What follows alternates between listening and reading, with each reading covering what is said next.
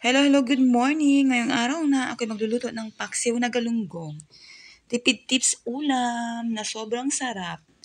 Ayan, nilalagyan ko pala siya ng guys, maraming onions, garlic, and ginger para tanggal yung lansa niya.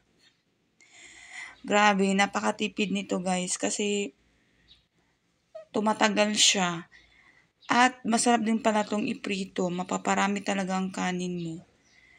At sa ibang sa ibang luto, nilalagyan pala to ng okra, at saka eggplant, tsaka siling labuyo. Ako kasi nagmamadali ako nito eh. Hindi ko na nilagyan kasi gutom na kids. Ayan, mapaparami talagang kain ko nito guys. Favorite na ulam ko to at sa mga junakis ko. Ayan, lalagyan lang din natin ng kamyas and paminta. Ayan, sobrang sarap. Hindi na ako makapaghintay.